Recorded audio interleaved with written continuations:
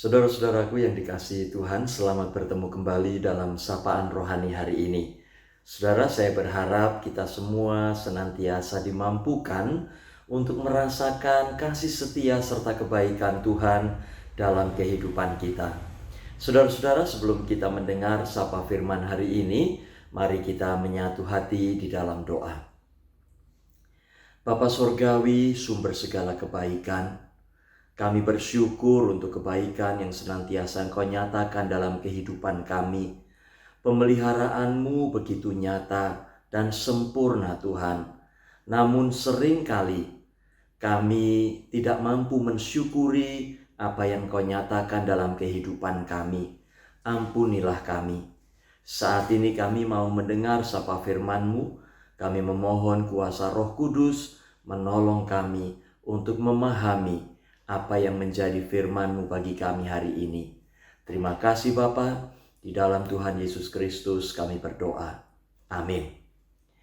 Saudara-saudaraku yang dikasihi Tuhan, bagian Alkitab yang menjadi dasar dari sapaan rohani hari ini terambil dari Bilangan 21 ayat 4 hingga ayat 9. Namun saya akan membacakan 2 ayat saja, yaitu ayat 8 dan ayat 9 demikian.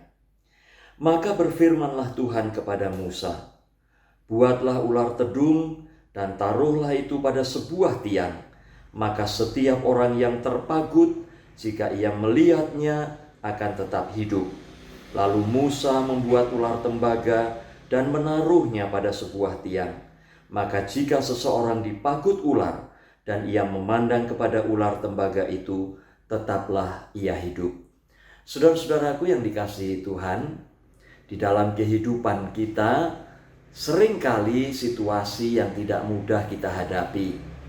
Dan ketika kita menghadapi situasi yang tidak mudah itu, kita mengeluh, kita menghujat Tuhan, kita tidak mampu merasakan kebaikan Tuhan, kita tidak mampu menghargai kebaikan Tuhan. Itulah yang terjadi dalam kehidupan bangsa Israel ketika mereka ada di padang gurun.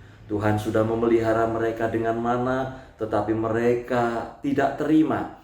Mereka memprotes Musa karena mereka menganggap Musa membawa mereka ke padang gurun untuk membunuh mereka. Mereka ingin lebih baik tinggal di Mesir, menikmati segala kenikmatan yang tadinya mereka nikmati. Saudara-saudaraku, hal ini tidak berkenan di hadapan Tuhan. Oleh karena itu Tuhan menghadirkan ular-ular tedung yang memagut bangsa itu. Ketika mereka dipagut pagi, maka mereka sore mati. Dan situasi itu kemudian membuat bangsa itu sadar bahwa mereka telah berdosa karena telah berkata-kata tidak baik terhadap Tuhan. Mereka mengeluh, mereka tidak mampu mensyukuri berkat Tuhan. Kemudian mereka berkata kepada Musa untuk memohon pengampunan Tuhan. Dan Tuhan memberikan perintah kepada Musa untuk membuat ular tembaga, kemudian menaruhnya pada sebuah tiang. Maka ketika orang yang dipagut ular itu melihat pada tiang ular tembaga itu, mereka akan hidup. Saudara-saudaraku, kisah ini dipakai oleh Tuhan Yesus ketika berbicara dengan Nikodemus. Seperti Musa meninggikan ular di padang gurun, maka anak manusia akan ditinggikan. Dosa ibarat racun yang merasuki kehidupan kita. Racun yang sangat mematikan, bahkan membinasakan.